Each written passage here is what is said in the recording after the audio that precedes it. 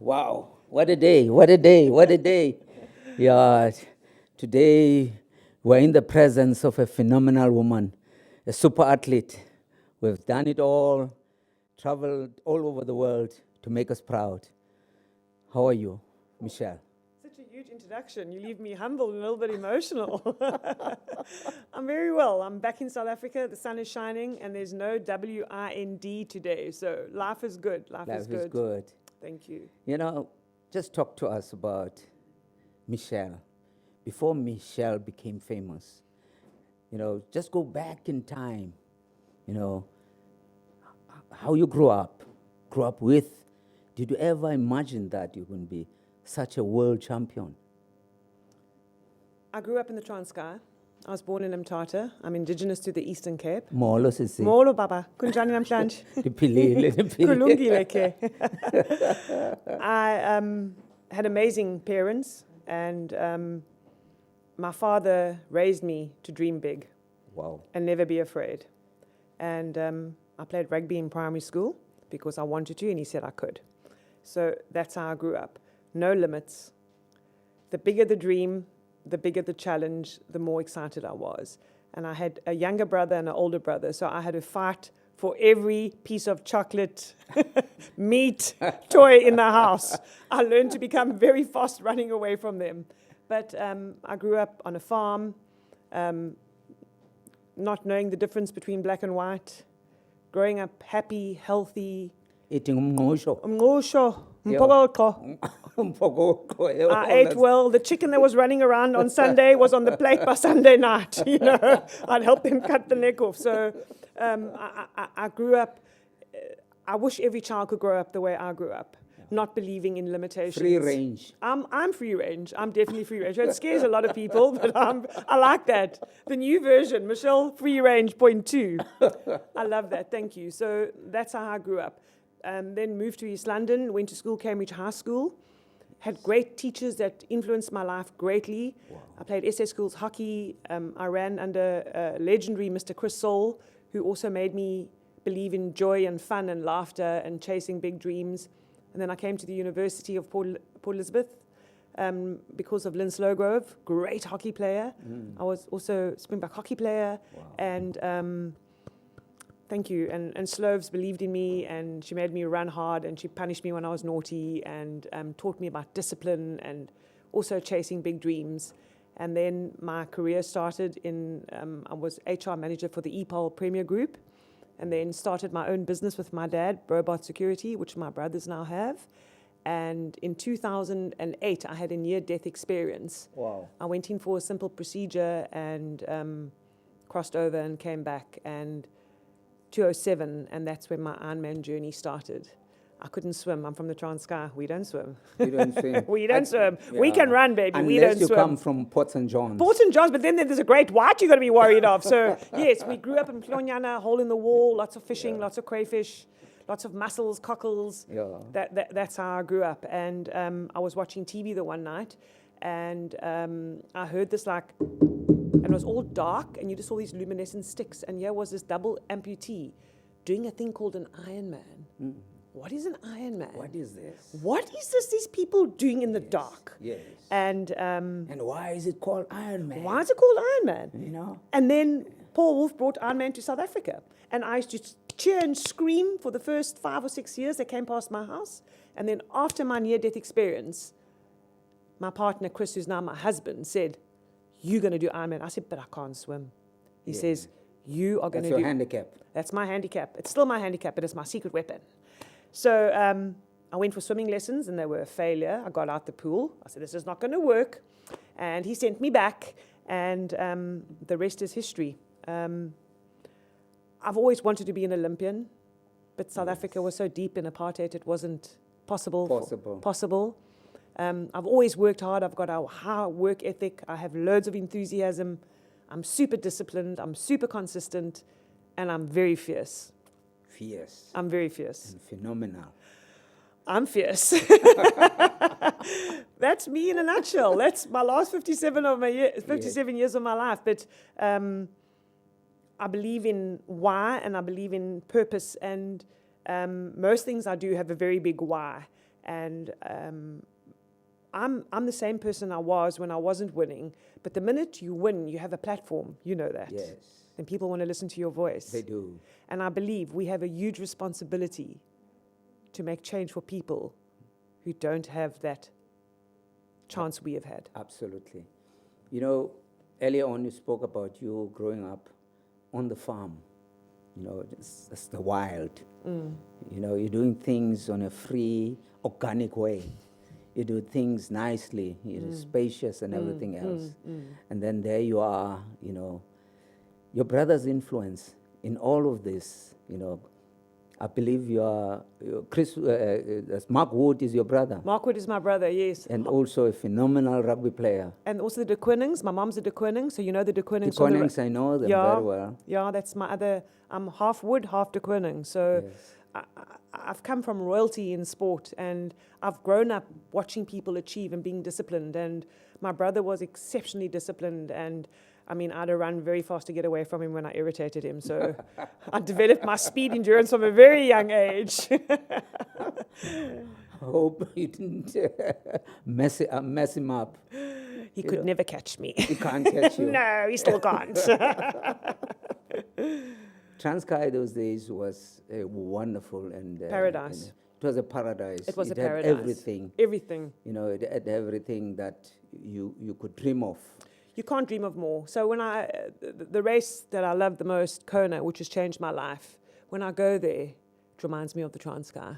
That's KONA in Hawaii. Yes. Yeah. That's how our paradise used to be. So it makes me a little bit nostalgic, Yes. and I believe things can return to how they were. But if you've ever been to the Transkei, like we know the Transkei, and you go to Hawaii, you're basically at home. And I think that is why I have such a strong spiritual connection to that island, because you have to respect that island. It's brutal. I mean, people get destroyed there on the race day. Absolutely. You know, growing up in that environment that's vegetated, you know, beautiful environment. Humid. No wonder people call you a tree hugger. How did it start? You love the environment. I love the environment. I love nature. I love animals. But I often hug trees. And in Hawaii, they have these trees are huge. I mean, it's like where Avatar kind of was filmed. They're huge. You can't even get around the tree. And I just go and I listen for a message. Yeah, and apparently they talk to each other through their roots, you know. Yeah. And then they send the message up to the sky, and then they release it into the universe, and then the universe gives me that energy to ride my bike onto the hot lava fields and the wind and the heat. And so I resonate with that a lot. And some people think, oh God, she's not well. Schizophrenic. Something like that. But that's okay, you know. They're talking. And that's what they say. You must worry when they stop talking, you know. So, I have a strong kinship with nature. I believe you should walk barefoot and feel the grass underneath your feet. I mean, we didn't wear shoes. Yes, walk barefooted. Barefoot. And I chose to run barefoot as well when I eventually started running. Wow. I ran barefoot. But I remember Zola Bud was the leader in the field, so we all wanted to be Zola Bud, remember? Yes, yeah. So that's how I grew up. And hard-working parents, so if I wanted running shoes or spikes or a hockey stick, I had to get results for it. Nothing was a given. You As had an to earn. environmentalist, you speak to flowers? You speak to... When I want to make a baby on my property, I will go and ask the plant if I can please take a cutting. Or when the branches become overlaid, and then I'll go and say, would you mind if I take a piece? And then my husband will say, can we cut the tree? And I go, no.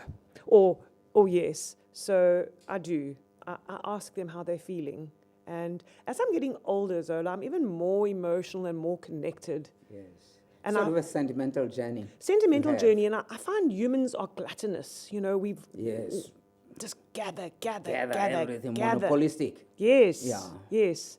So I'm becoming more giving away and more free, and I'm becoming more comfortable with who I am.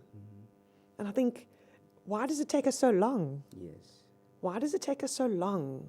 But maybe that's part of our journey to discover who we really are. So I'm blessed I'm good at Ironman, and I'm blessed I can suffer for hours. But that's not really who I am. So if you want to sit down and get to know me, there's much more to me than swim, bike, run. But I'm very grateful for swim, bike, run. And if I didn't swim, bike, run, I probably would be murdered or murder someone. My family will say to me, my daughter said, Mom, you need to go for a run. So it's been 3 weeks now, and I'm climbing out of my skin. It's time for me to start training again. I've rested, my body's recovered. You've got these two supportive people in your life. My daughter. Other than your daughter, is it Cass? Cassidy, yes. Cass, yes, and your husband, Chris? Chris Howes, You know, yes. how supportive, how inspired are they in supporting you in this journey? Because a journey alone is very lonely. If people Listen, don't understand no. exactly. You know, so I came second now in Hawaii, and there's a reason that I came second. So I wasn't beaten because I was racing. I woke up quite ill. But I hate saying that because it's like I'm trying to buy insurance. But I raced for Chris and Cassidy because they sacrifice so much for me to be there. They sacrifice. Sunday after Sunday, wind, rain, sunshine. I'm running on the CV road. The rain is pouring. There's my husband on his mountain bike riding next to me. I mean, I want to weep. You know, my daughter just screams and shouts and believes in me. I mean, Chris will be shouting when I go past him, remember your why, Michelle, remember your why. Come on, babe, come on. But we speak Afrikaans, so no one can hear us when we... You. Yeah, but then I forget Afrikaans because I'm so tired. But I can't put into words or express my gratitude for Chris and Cassidy. And it's a selfish sport because it costs money. And I almost become a little bit embarrassed that I have all these worldly possessions that make me faster. But we've worked for them. They haven't been given to us. But Chris is fierce, and he believes in me, and he is steadfast. And I mean, I woke up early Saturday morning on the morning of the race, and I phoned Conrad van Hagen. I said, Doc. At Cape Rose. Yeah, but it was so there's 12 hours difference. Yes. So if I phone him at 3 o'clock in the morning on a the Saturday. Great guy, that one. Yeah, I phoned. He does phenomenal stuff. I know. I said, Doc. For athletes. I said, Doc, I've got such bad diarrhea. I've got a bladder infection. I'm racing. He says, how many hours to the race, Michelle? I said, it's 3 o'clock now. I'm getting in the water at 10 to 7. He says, okay, salt and water, Imodium, and an antibiotic for your bladder. And let's see how you go. So on the morning of the race, I had horrific diarrhea, vomiting, nausea, but I still lined up. And it was a very, very tough day of huge discipline. Yeah. Can't race, can't push. Yeah, you Got to make peace. Yeah. Demons, fear, rejection, why? Failure. Failure. Husband spent all this money, $18 to the rand. 18 rand to the dollar. No. Yeah. I dare not fail. I dare not fail. And failure for me, you know, success and failure are the same. Yes. They're just wrapped differently. Absolutely. They both carry the same highs and lows, you know. And sometimes you win, sometimes you lose. Yes. But if you lose, you don't recover from the loss so that you can win again. It becomes a fundamental loss. Yes. You need to journey on so that you can win again. Yes, so they say the next one will be even greater. But it's been a while since I've had a great Ironman. I mean, I've had to fight so hard the last few races, like really fight and really be tough. And I don't know where I get it from, but yes, I must have been raised well. My parents did a great job on me. This is what I wanted to ask you, you know. And you spoke about you having gratitude, how your family have supported you. Yes. Because sometimes it becomes a journey alone, and a lonely journey with no resources, with no backup, with nothing. I know, it's so tough. Because the race, if you are an ultra athlete, you know, running these ultra marathons or the Ironmans and the comrades and everybody else, it's a laborious kind of journey and a lonely journey. It's a lonely journey. It needs discipline and a solid mindset. You ready for Ironman? You're in my team next year. You're ready for Ironman. I've got you in my vision. You know, and they say gratitude is the most exquisite form of courtesy. this is what I love about you, when you credit your family, and especially your daughter and also your husband. Listen, I could never do it without them. I really couldn't. I mean, when it's really tough out there and you think about your why, and I think of how much they've, as I said, I repeat myself, how much they've sacrificed for me, Zola. It leaves me quite emotional. So on the morning of the race, they play the American anthem, and I respect it, and I stand, and it makes me emotional because I was imagining it's my anthem. And we stand there, and then I've got to say goodbye to my husband. Whew, it makes me a bit tearful. Then you walk to the pier, and you wait for your turn, and you climb into the water, and then you swim about 400 meters, and it's about a 5-minute paddle in the water, and this cannon goes off, and I almost have a heart attack. I've done it for 17 years, and I still have a heart attack when the cannon goes off. Then I'm a swim. So, and then I said to my husband, I hope I don't let you down today. I mean, I've had diarrhea since 3 o'clock in the morning. I've got a bladder infection. I haven't eaten. There's nothing left to me. I'm 3 or 4 kgs lighter than I am now on race day. And he says, just remember, I'm with you every step, bicycle pedal, swim. I'm with you. I believe in you. And I walk away, and I'm like so emotional. He's in tears. I'm in tears. It's just such a huge investment. My daughter's sitting in South Africa. It's a 12-hour difference. She's screaming and shouting to Chris, because she's tracking me, to give him splits to tell me what I must do, faster or further or whatever. So everyone's telling me that I need to go faster, further. It's an incredible journey, and I have amazing friends who believe in me. They think I'm amazing. I don't know why, but they do. With the Ironman for the Kids Foundation, so we race in orange. This is the jersey I raced. It's got the South African flag on the sleeves. And when I race, people shout, South Africa, when I go past in the middle of the lava fields or in Zurich or wherever I am racing in this orange suit. It inspires you to run faster and also to stay on. This is my mantle of power. Mental toughness comes from that. Yes, I'm racing for far more than me. I'm racing for these kids. I'm racing because if I win, people listen and they give us money, and we can build schools, and we can build swimming pools, and we can make netball courts, and we can buy buses, and we can give them computers, and we can change the lives of the children of South Africa. Your feistiness has exceeded all expectations. People call you a phenomenal athlete, and not because you've won one, but many accolades, and also races, endurance races. A few of us can undertake that, that role. You can be an athlete, but there are certain races that are meant for certain people. Where did you get the feistiness, that drive to fight and not give up? I know. I often think about it because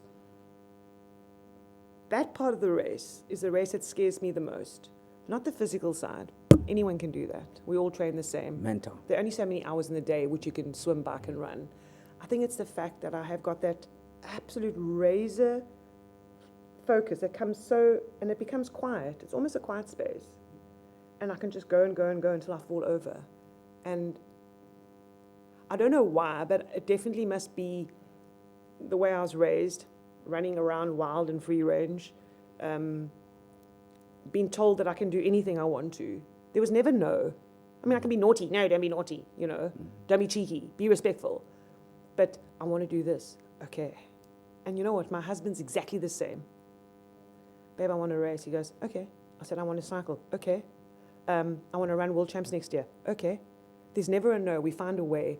So I think I'm fierce because I don't want to let my family down. And I think it's the way I'm wired. I think it's the way God created me. So I can use that to change other people's lives. So I need to go through a bit of a journey. But when I come through the other side, I'm a better person. And I can do more to make difference in other people's lives other than my own. Yes. That's what I strongly believe. Brilliant. You've set high benchmarks to follow. You've set a very high. And then when Ironman came to Port Elizabeth then, were you part of that? Or you came, which year did you participate? I started in 2008. And I think they came in 2005. 2005. It was 2005. So I cheered like a wild person. But remember, Baba, I couldn't swim. You couldn't swim. That was your Achilles heel. Yeah. I can't swim. Yeah. So then It's I quite went. interesting. It always said that it's only us black people who couldn't swim. I am so But- black inside. You have no idea. Listen, I might be white on the outside, but I'm so black on the inside. So if I can learn to swim, anyone who's listening to this who has a dream, Yeah. give me a shot. You can swim. Yes, I promise you. You can do it. You can do it, and you can become damn good at it, because I'm now And you damn good at it. You're not swimming in the pool, but in the ocean. In the That was ocean! the most scary part of Ironman. And there's no wetsuit, eh? So why? There's no wetsuit. Yeah. It's no flotation, no assistance. The waves can throw you anywhere they No, like. listen, so- if you can't. So I qualified for Hawaii 2008, 2009, 2010. Paid my entry and I wouldn't go. I wouldn't go. In 2011, my husband said, "You are going." I was crying so much at Joburg International, OR Tambu, that somebody asked me if I was immigrating.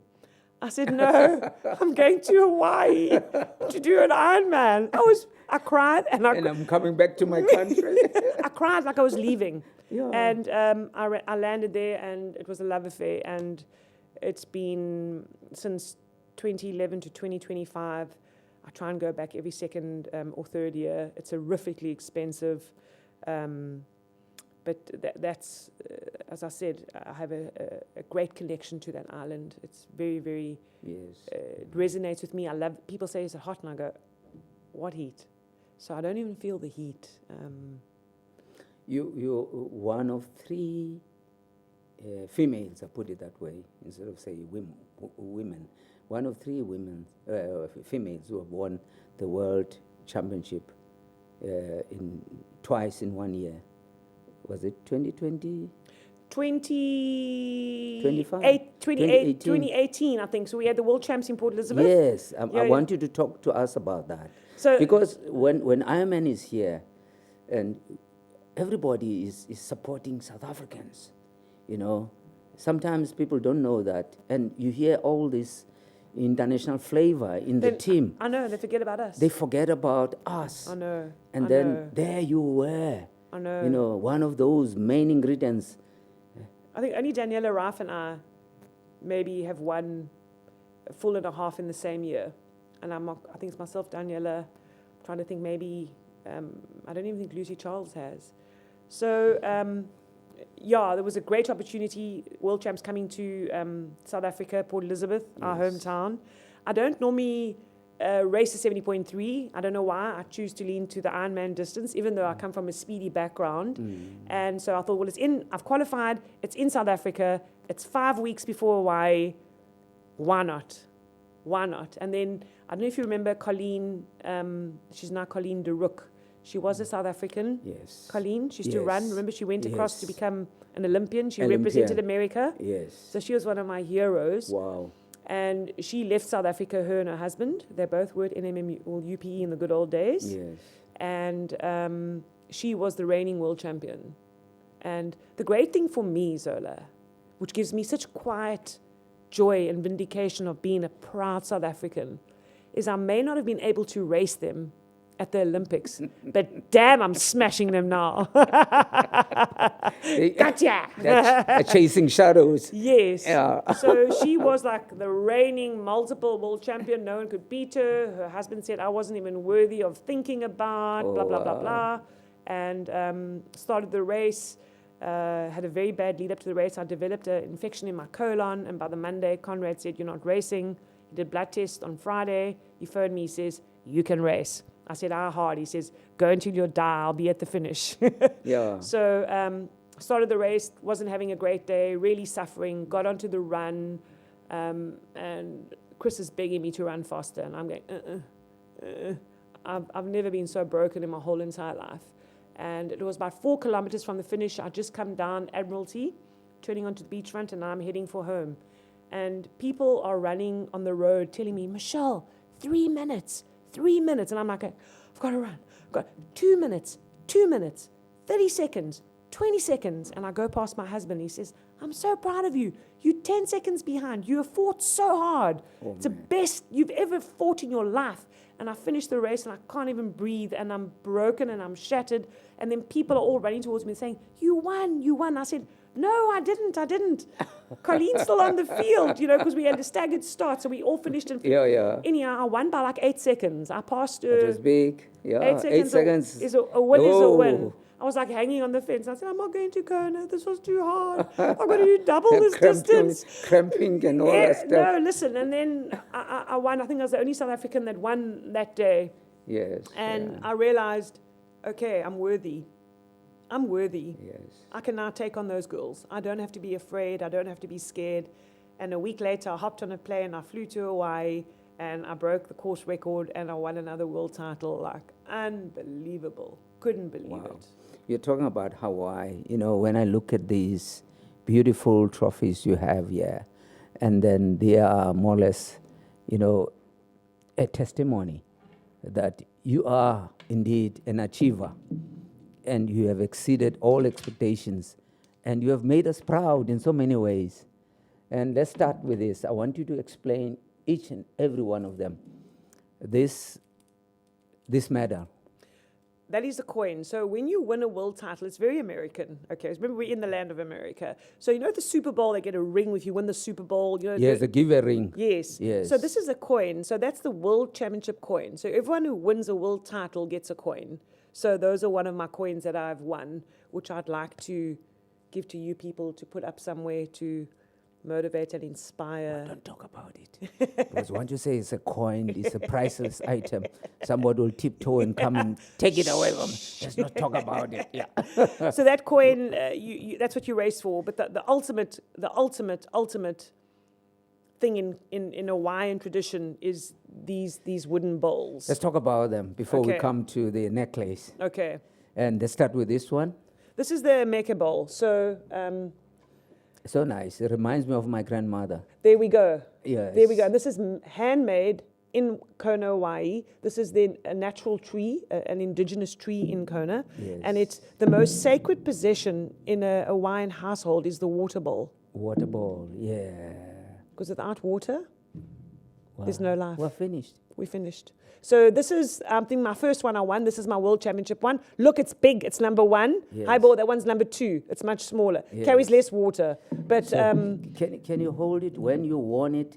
How did you hold? I see people when they're winning golf trophies or tennis, they hold it high. Can you hold when you after winning? you How hold it did you high. hold that? Hold it high. Did you hold it high? Held it high. Just demonstrate. How did you hold it? And then you felt proud. And then let's clap for you. And then you say, yeah. I was And dancing like a mad thing. I was dancing. Where does this Unbelievable. person come from? Yeah. No, listen, it still doesn't. Every time I race, I can't believe I'm racing. So I've done 18. Get into a zone. I've done 18 Ironmans. I've done 18. Wow. And I think I've won 15. I think I only haven't won 3. 15, I think. And I line up with fear and excitement and doubt. But discipline is far louder than doubt. You can do it. I can do it. I'm disciplined. That's when discipline starts. You say, I can do it. I can do whatever thing people think that I can't do. I know. And then the haters inspire me. The people that hate you or jealous or whatever, they inspire me. They make me get out of bed every day to show that it can be done. But what I do find is people know me more overseas than my own country as an Ironman athlete. This is what I wanted to talk to you about. Wear this first before we talk about that one. So can you wear this one? Yes. Because I see when you go to India or you go to the Caribbean, they are visitors or top-notch kind of VIPs. When they land on that in that area, they are they come with flowers around the lei. people. Yeah, Yes. yeah. And this. So we used to get flowers, so I couldn't wait to get my first lei. So my very first KONA I did, as you finish, they Yes. put this over your They neck. put it over your neck. So where you come first or 1,700, you get a lei. Yes. But then, because of the strict agricultural rules in the country, those flowers aren't allowed to leave the island. Or they stay there. They stay there. And a They lot of stay. people it's a journey of a lifetime. So It is. Hawaii is like the Olympics. You know, people don't understand the extraordinary effort and privilege it is to get there, to race in Hawaii, and what it takes to get there. So once you've been there, it's the home of Ironman, it's the Olympics. When I walk through the airport, because I carry it, I don't carry put- this I one, carry this yeah, one, I carry yeah, I carry yeah. them. People would see me and they'd like go, they acknowledge me, Wow, they salute you. they salute you. There's such, they don't even know, you'll come up in there, shake your hand, Because congratulations. they know you've conquered. I've conquered. But even if you don't win, everyone's treated like a winner. Yeah. You're treated like an absolute fierce competitor, whether you come 100th or 700th. The respect, because you've done the most brutal race on earth in the form of swim, bike, run. Yeah. So then we used to get beautiful flowers that smell beautiful, but you're not allowed to leave them. So now this is from the island, but They it's remain in the pictures or photographs only the pictures, yes. So they then changed to these beads. So these are dried beads from the island. They're made by the local people, so they support indigenous, the people and the economy. But when you go onto the stage, you still get the flowers. So what I normally do is I take my flowers when they've dried. I keep them for a week or so when I'm there, and then we'll swim out and we'll release the flowers in the ocean and give them back. I can see. Back to nature. Back to nature. Yeah. That's Back. The circle. Unbelievable. The circle. Yes. With all these kind of achievements you've had, great achievements, but sometimes you hit disaster, and then you are challenged by nature and other things. 2021, COVID years. How impactful was that in your life as an athlete? So 2019, I traveled to Hawaii and Nice, and I raced, and I came second in Hawaii and fifth in Nice, and I got home, and I decided I was going to take a year off, and I went to Cape Town, and I raced a cycle tour.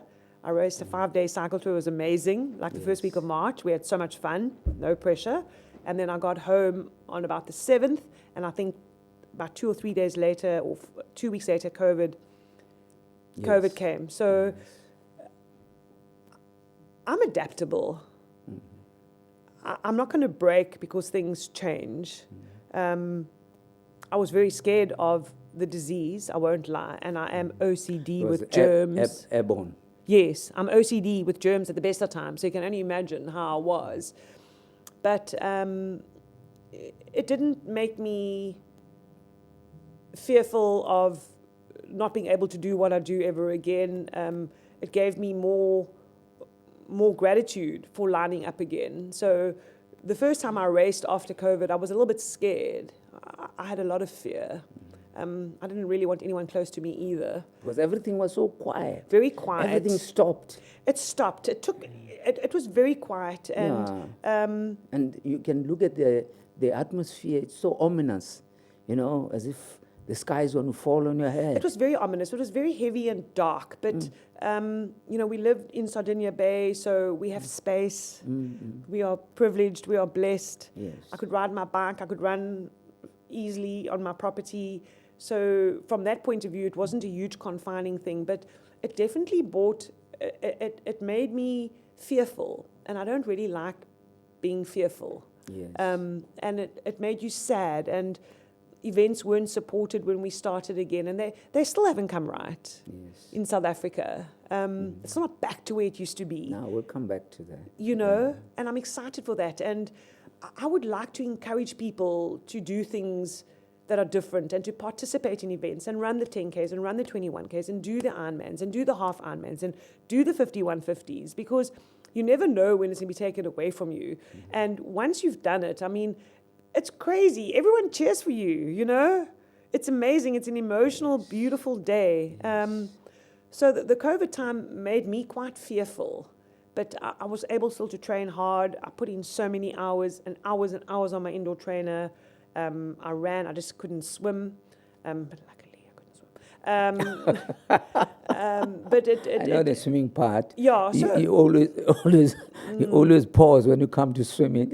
big fat pause. But I think it helped prepare me for battle. Yeah.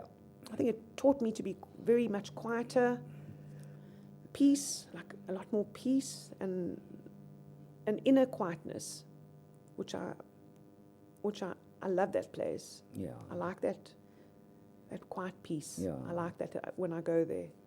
It recharges me Yes. when I can go to that space. Yeah, it's quite incredible. Athletes, all of them are inspired by many things. Do you have any superstition before you race? Mm-mm. Because other guys, they wear different socks. Other people put So, a coin in the. No, so I in always, I take my socks and I feel them. Nothing must chafe or touch me. I often wear my stuff inside. Like people say, do you know your shirt's inside? I go, oh, no, I didn't know. But I know, because I don't like anything touching me, chafing me. So my socks must be soft. There must be no bubbles on my so socks. that's your superstition. Yes, soft socks. If you don't wear them, No, they no. don't throw you off. No, it takes a lot to throw me off. No. When the gun goes off, my husband says I got a big on-off switch. When the gun goes off, switch is on. No. Yeah. I will go until I die. Yes. Unfortunately. Yeah, it's one of those things. Being an athlete, staying focused. You are also an inspiration to so many young ones. Your role to the youth of today, and also especially, females.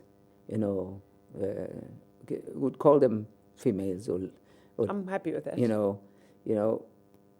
How you see a lot of things happening in our country with girls. A girl child is a girl child. It needs a certain wrapping around, and also preparing for the future, and so that one can fulfill her Destiny. And her dreams. Have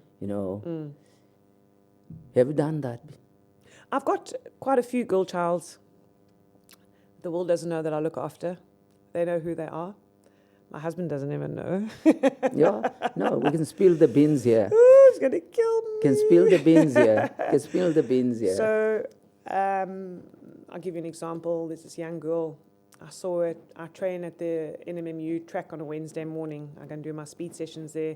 All the sprinters are out, all the top athletes, and they get to know the old lady. And I saw this young girl, and I thought, this girl can run. And I look at her shoes, and Nothing there. So, phone Mark Mbane. Must know Mark Mbane. He is Melakaya France's coach and Ikamva Athletics Club.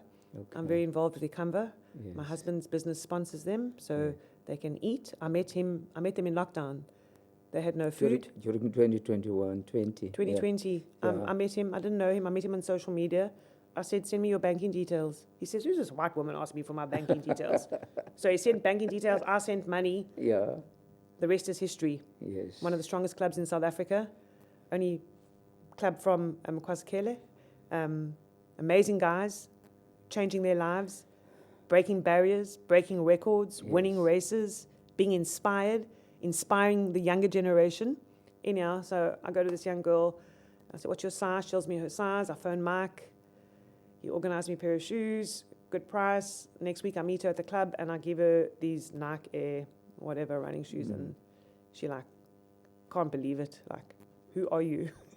What I like about what you are saying, you're not gloating about it. No, I don't. It's your genuine kind of contribution towards society. Yeah. So anyhow, she messaged me when I was in KONA. Mummy, I've just qualified for essays, 400 and 800. No one was near me. Wow. So that's your contribution towards the next generation of athletes. And she's amazing. And I went to, about a year ago, I was at a press conference and I had my racing shoes on. And I'm sponsored by Hoka, South Africa.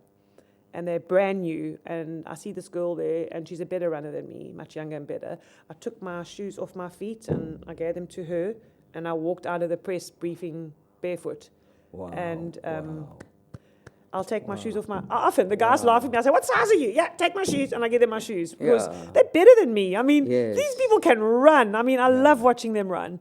So I have all my, this morning I went through my cupboard and I've got 15 pairs of shoes And my shoes aren't old. Yes. They're great. And I put Great. them in my car. When I drive home and I see the oaks running on the side of the road, I stop and I call them, what size are you? Do you want a pair of shoes? They're like, where do you come from? Give them my shoes and I never see them again, but they're running. I want to see, in my lifetime, I want to know someone that's gone to the Olympics and run. And Yeah. we have to have them in our country, Zola. Yes. They're Yes. in Port Elizabeth. They're here. I'm always looking for them. Got a lot of talent. We have. That's I wish I just had more. sitting dormant. I wish I could do more. Yeah. If anybody wants me to do anything or to help create energy, or I want to see Olympians from Port Elizabeth. I want in my lifetime, and they're there. I see it. I see these kids. I see it. What's the name of that club? Ikamva. Ikamva. Google it. You know Ikamva, what it means in English? No, what does it mean? Future. There we go. The future. So Ikamva. you must actually bring Melekai and Mike onto your show. They are amazing. Melekai's missed the Cape Town Marathon because of the weather, so he hasn't made money. So he's flying to Philadelphia in 3 weeks to go and race a marathon there. Wow. No, listen, I know people, we just cry. That's I mean, you. we just That's you. cry. Let me salute you. That's you. That's you. Great. It's my husband. He enables me. The goodness of your heart. That's the goodness of your heart. I was raised well. Yes. Thank Let's you. salute the parents that raised you The parents raised me well.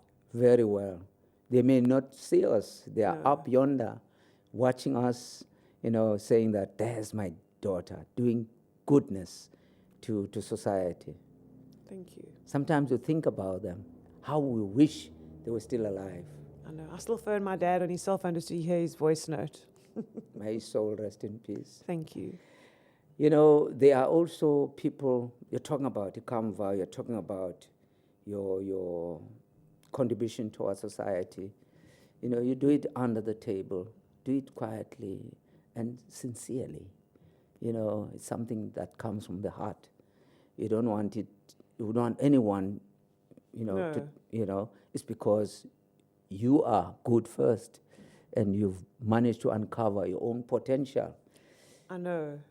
That potential in you, nobody uncovered it other than yourself. Isn't it amazing? Hey, that's the journey. Yeah.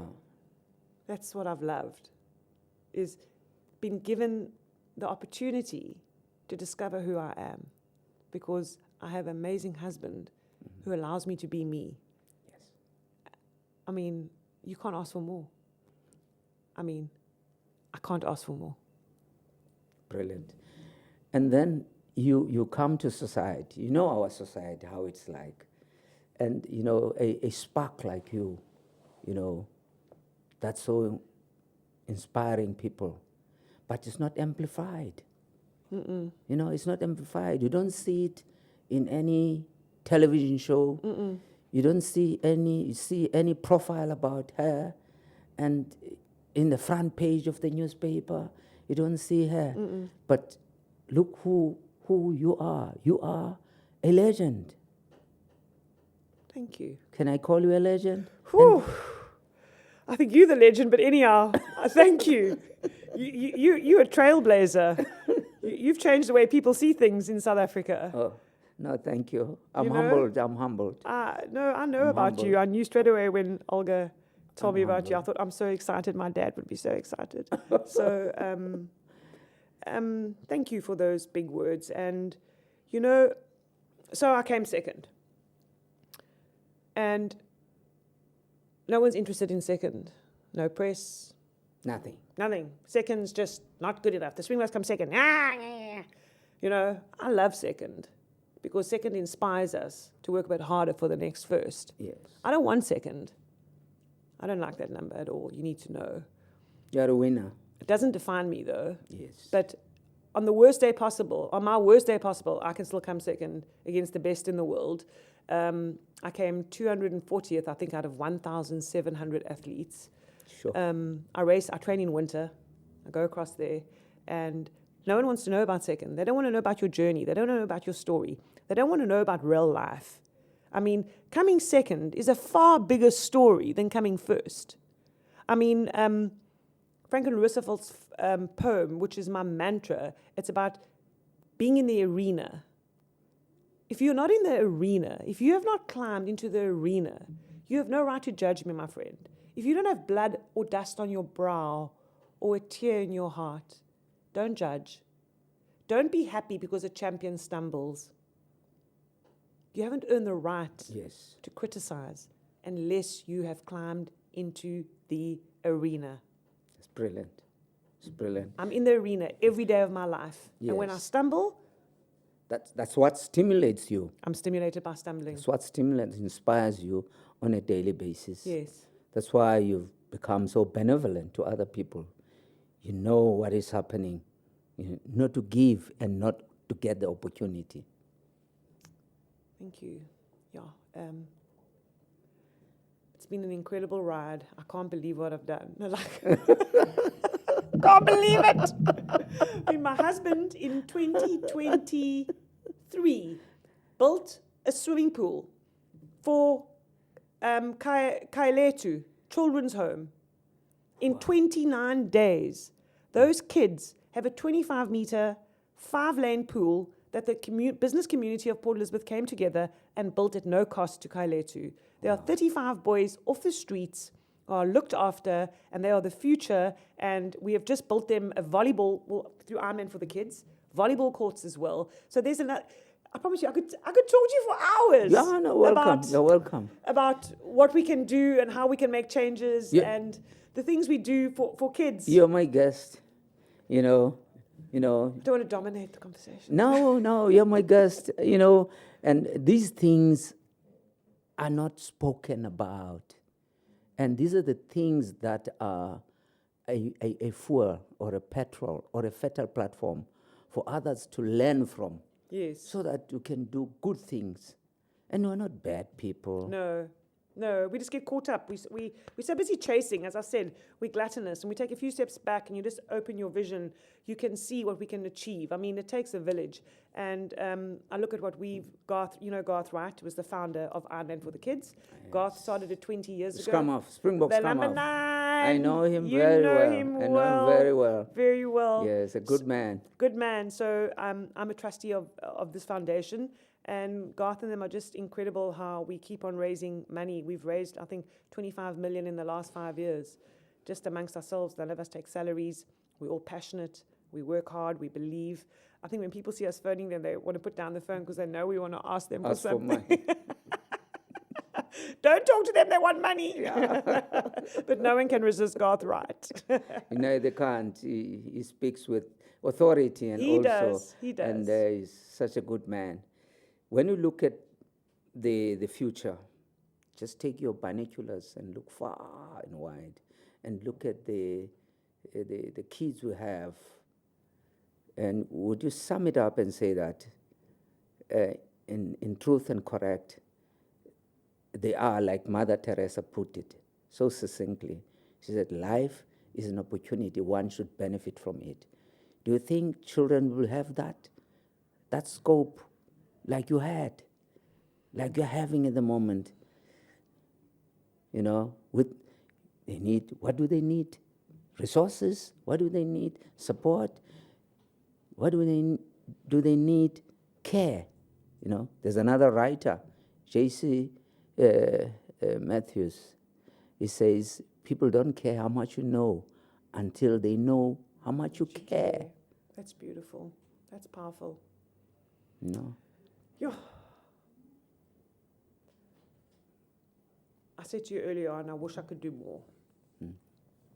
So my husband says to me every single day, you can't change the world, but you can change one person's world. So every day, I try and change one person's world.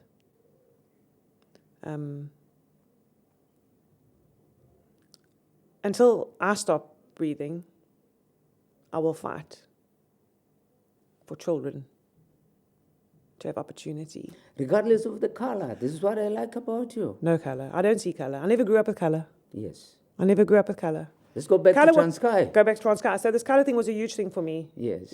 We didn't grow up like that. We weren't raised like that. Yeah. I ran wild with my chommies on the farm. We ate the same kotlo from the same pot. Yes. Same spoons. So, I grew up, as I said, I'm free. As you said, I love that free range, and I think that's my secret weapon. Whenever I see an opportunity, I will take it to make a difference. Great. with my platform that's been given to me through the talent God gave me and the hard work and the support I've been given along the way. So you have my guarantee that I will always create an opportunity where I see one and I'll run at it hard and I won't give up. Can you make a clarion call to those doubting Thomases who think that, what we do and what we love most, which is the future, which is our children, our grandchildren, and all that thing. Can you make a clarion call and say that, like Mandela has said, sport, how the importance of sport. He spoke about the importance of sport, how it unites society. Sport is an incredible, beautiful thing. It really is. When we have a victory, we're all happy for a few days, then we go back to the same old. Same old. So I think it's mindset. And the people that can, should. Many South Africans can, and they should. So I think there are more people like me. So the people I hang out are like me, the Garth Wrights, the Chris Houses, the Gary Stevensons, Sylvia Scribanti, Rand Civils, Richard. Those guys come to the party again and again and again and again. So we all want to see Olympians. We all want to see children given opportunities that have not been given opportunity. You know what someone said to me? My daughter said to me, because I grew up, my dad was a policeman. Yes. My mom worked in the bank. We ran wild. They worked from 9 to 5 and then we ran wild. We came home and we were hungry. We never had extra. We got clothes at Christmas, but we weren't poor. We were well fed. We went to good schools. So I keep on saying, I had to pay for my own university. I had to get bursaries. I had to get this. I had to study hard. My daughter said, Mom, my daughter often gives, this is the clarity my child has given me. She said, do you know what privilege is, Mom? I said, what, Cass? We weren't rich. We weren't poor, but we weren't rich. Yes. She said, you had the opportunity to be successful. You went to a good school. You were given 3 meals a day. There should be so many more successful South Africans out there who've had such privilege and they haven't taken it. So the thing that irks me the most about this next generation of kids with all this privilege, and they don't use it to make a difference. So privilege is not color. Privilege is opportunity. Seize the opportunity. Seize the opportunity. I was given huge opportunity and I grabbed it and I squeezed it to death. That's privilege, and I had it. And I'm grateful I had it, but I've made it work. I've made it work. And as I've said, as I've grown older, I'm able to use that to change the lives of people who haven't had the privilege I've had. We were so blessed. Our province is called the home of legends. Home of legends. As an addition to this home of legends. Miss South Africa came from this province. Is she from this? I missed Did that. you watch it? No, I wasn't here. I was in Hawaii. Oh, wow. Well done. It came from here, which Beautiful means girl. there's this pot of gold. There is a pot of gold here. There are these rough diamonds that many people are not aware of. There aren't. That needs to be nurtured, polished, I know. and given this opportunity we're talking about. That's what we've got to do. We've I'm got so to do proud that. of her. It's beautiful. Yay. Coming from the Transkei. Transkei. Yes. My hometown, baby. I was born there. It's amazing. Fantastic. Actually, my mother's from KONA. KONA, yes. I've been to KONA several times. Yeah. Yes. We are. As we wrap, I normally say to my guests, how would you like to be remembered? Every dog has its day. I know it's something I don't like to ask people. It's inevitable. I have to ask this question because it's such an important thing. Because when you say, I would love to be remembered for this and that and that, whoever's going to take the baton going forward say, I'm inspired by what she said. let me move forward.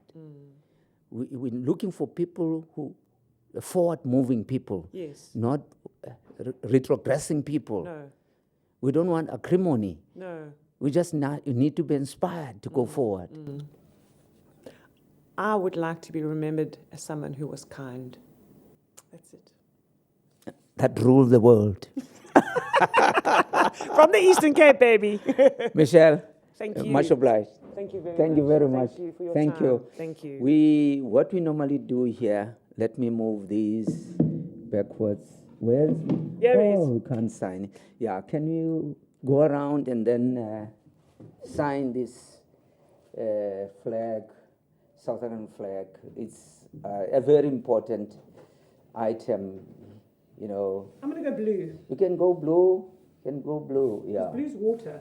Yeah, really, yeah, in the sky. Yes. Yeah.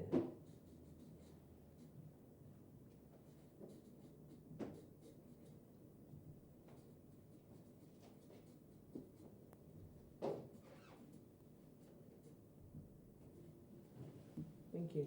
And also we'll have the privilege of you can take it off so that you can sign that one. And we're so grateful to you. My mantle of power. The mantle of power you're leaving behind, and you're going to sign it. Yeah. Just turn it around so the cameras can see you signing it. Just show it to them.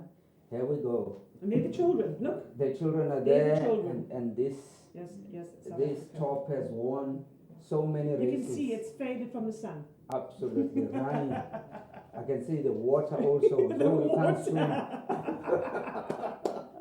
Let's go for it. Yeah.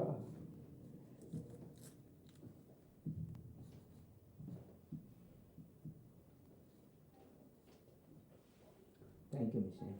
Thank you. Thank you. Godspeed. Much obliged. Thank you very much. Thank you.